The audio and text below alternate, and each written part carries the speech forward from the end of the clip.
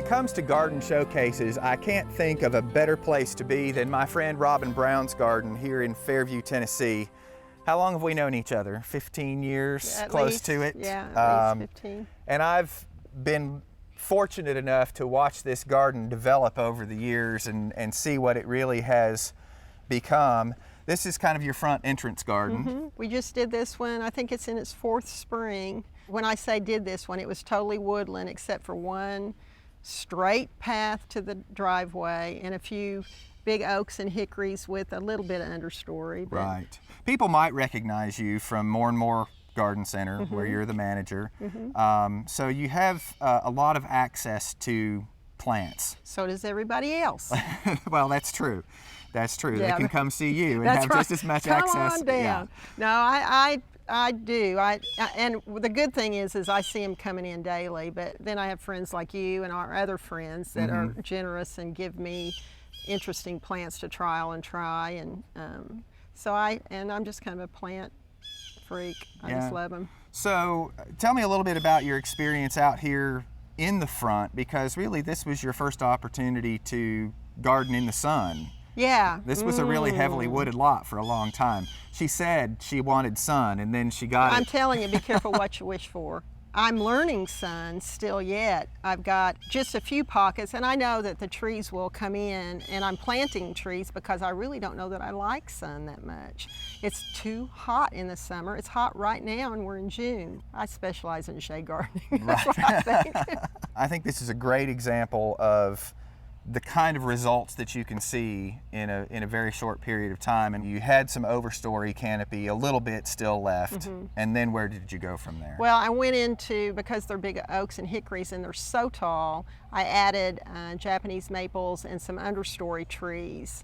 And then from that point, I started thinking about winter, because I want it to be pretty in both, so I've added some conifers, and I work from size. So I start in the upper level, and then I add a medium level, and then I'll do more shrubs from like 6 to 8 foot, and then I'll drop down to 4 foot, and then I'll drop down to 2 foot, and then I'll do ground covers. So it's layering, just like everybody talks about. Right. But I do start with the upper, and that's really hard for people, I think, because trees and evergreens are more expensive, so they tend to want to grab all the flowers first. And I did the same thing going through master gardening. All I really cared about was flowers. I hadn't even thought, and this is 20 years. So. About all of those layers that really build the garden and give you all of your interests. And winter. I mean, the best thing you can do is look at it in the winter and use some of that opportunity to put in some shrubs.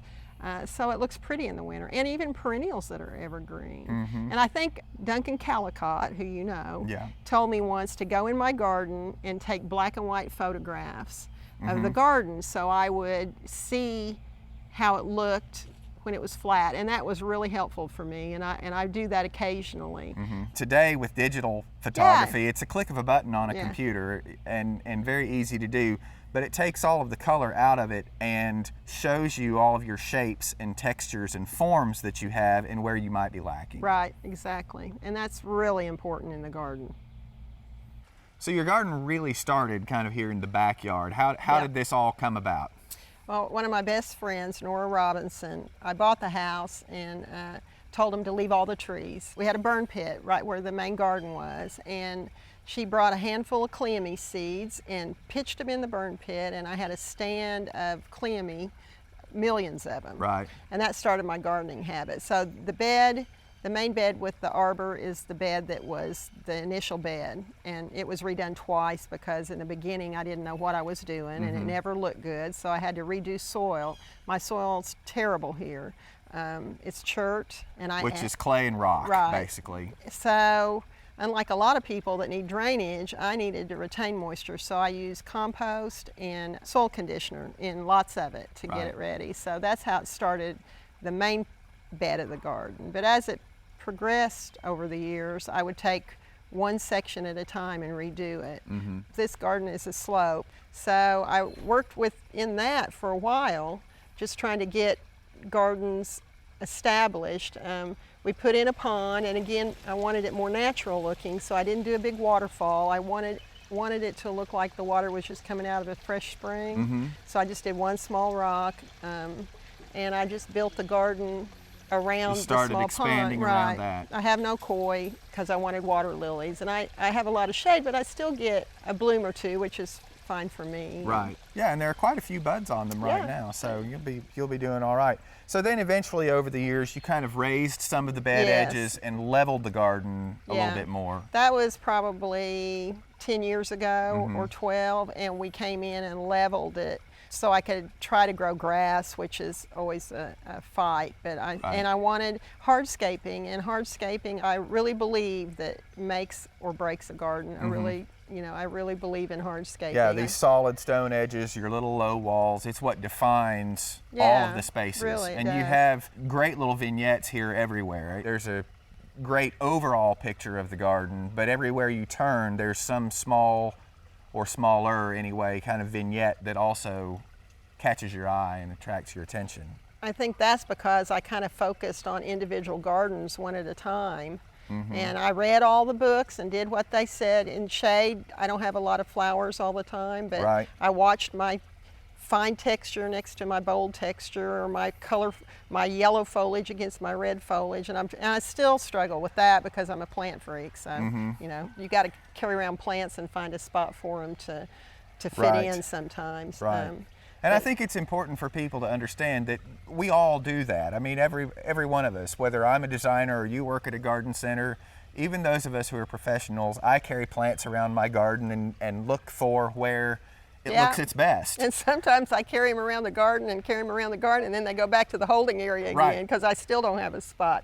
It's just what I like. I buy what I like. And you certainly created a sanctuary back here for yourself. I mean, you would never know that we're in the middle of not necessarily a subdivision, but a neighborhood. Right. Certainly. There are neighbors Right. on both sides, neighbors to the back. Right. And standing here right now, the only thing that you can hear are the birds in the trees and the sound from the waterfall. Yeah. I water in the summer, July and August, I water. I only water once a week on each area, but everything's fairly drought tolerant that I'm using. And I've learned my moist spots, so if I have a plant that needs moisture, I place it in the area where I know retains more moisture. Right. Well, and I think that's another great point, is that every garden is going to have its little microclimates, whether they're warmer microclimates or cooler microclimates or dry or wet, and you have to take advantage of all of those places as you discover them. And, if you want to grow hydrangeas, you know that they need to be in, at least the macrophylla types, the big mop heads, need to be in that spot that's a little more moist, whereas the Annabelles, being more native or more native, might take a little more drought.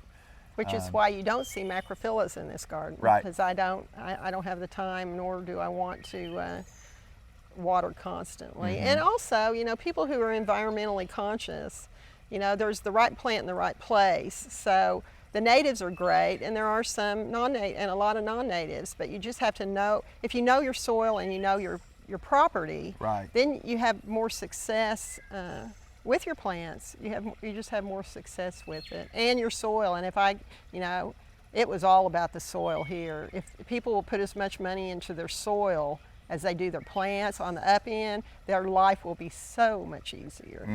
Be so much easier. And that's always kind of a hard sell, to get somebody to make that big investment in soil, but you can tell from looking around this garden that every dime that you've put into your soil has paid off. It really and I've tried tweaking what I did once and putting some drainage product in it, and it was just, I had to water constantly, so I had to redig beds out and redo because I was experimenting and it didn't work for me. I do almost all organic. I might get some chemicals out if they're really after something that is very expensive, but all in all, if my perennials are getting eaten up by a bug or something, I don't. I used the Well Tended Perennial Garden. She is from Ohio, and I tweaked it for a more southern, but I can't remember exactly what it was, but it was like you till 6 inches and you add 6 inches of good stuff. And so I just I always use mushroom compost and soil conditioner.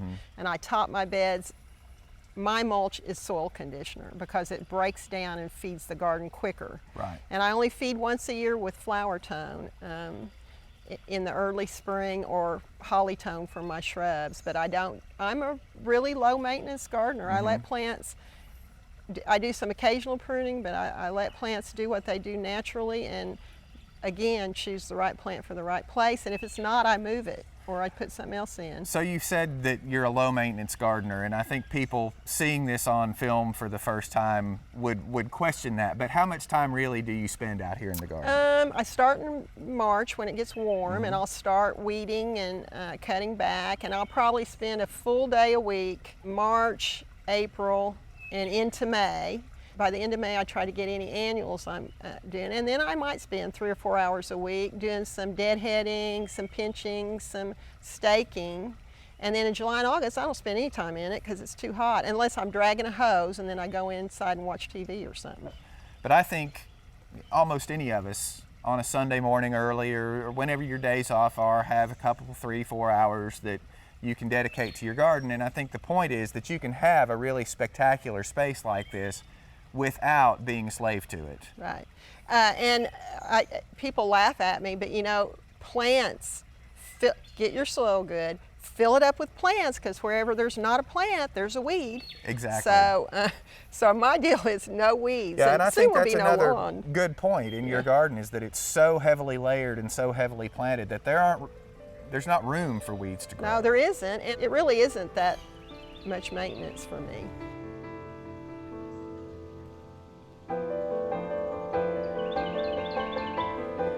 So not only has Robyn used pots incorporated into the landscape, but also as features and focal points in certain important areas in the garden. These containers have been used in a full sun setting, and Robyn has used lantana and plants like horsetail, which may be a little invasive grown in the open ground, but are perfectly suited to containers, and even something as simple just as the asparagus fern in the smallest pot, which adds to the overall texture and really brings the group together as one.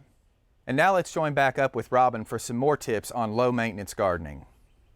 So this little side part of your yard is kind of the transition area between your front garden and your back garden. Well, we waited to do this area till we wrapped around our porch, and it was going to be in deep shade, and it's also an area a lot of people don't see, so it's a service area for me.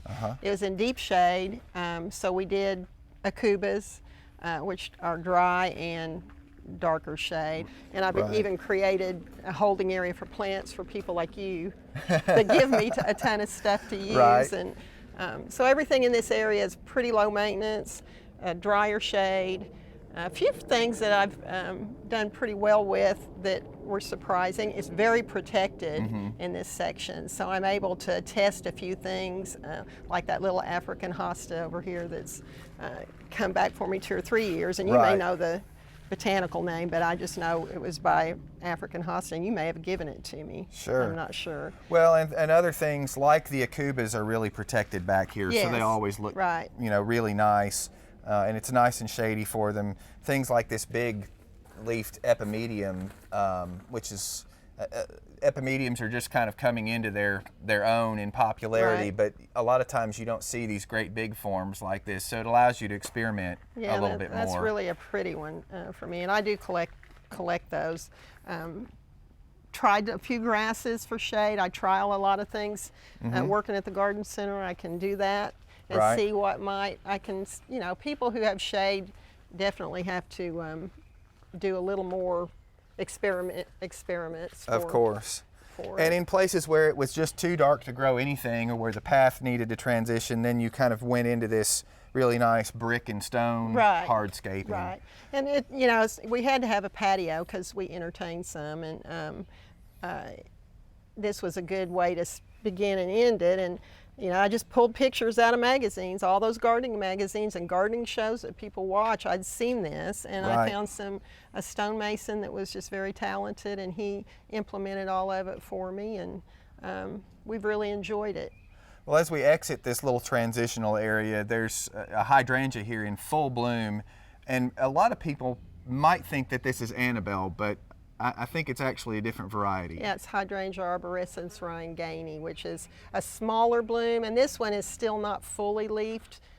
Fully bloomed out yet. It'll get a little, but it doesn't tend to flop as much. And right. I'm under all these oaks and hickories, so I kind of like it a little more natural looking, which, you know, I love Annabelle and I have Annabelle, right. but she can get really gigantic. Big. Yeah. So I kind of like it a little more woodsy feeling. Well, here. And one of the nice things is that even after, we've had a couple of big windstorms right. and a couple of big rainstorms just in the last 3 or 4 days, and these still are pretty standing good. upright, looking pretty good. Yeah, pretty good. We'll learn more from Robyn and the evolution of this beautiful garden, but right now I want to showcase just a few plants that have done exceptionally well in this dry shade situation. So this terrific little clematis is a native clematis. Clematis viorna, or clematis, depending on how you want to say it. And this is its little bloom, fully open. Just a little 4-petaled nod there at the end to an actual petal. But these great little kind of pinky purple flowers. It flowers for probably a month, maybe even 6 weeks, early in the spring. And where you see this growing wild, you will see it growing with our native lace cap hydrangea. So on dry, kind of semi-shady to sunny hillsides, it's extremely drought tolerant and a great plant for combinations with other plants that like the same situation. It can crawl up and through things. Another plant that does very well in this kind of transitional area between sun and shade is this Scutellaria incana, this native Scutellaria or skullcap. The buds are just beginning to open on this. The one down here actually has a couple of flowers open. This is a really nice way to get that sort of violet blue color that we're always, all of us are so intrigued by in the garden. And again, a really tough native and a good selection for these transitional areas that are in sun part of the day and shade during other parts of the day.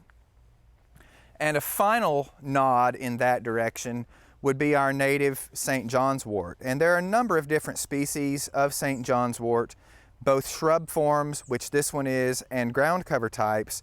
This particular one is one of our native species, and you can see that its sunny little yellow flowers open during early to midsummer for, again, about a month or 6 weeks.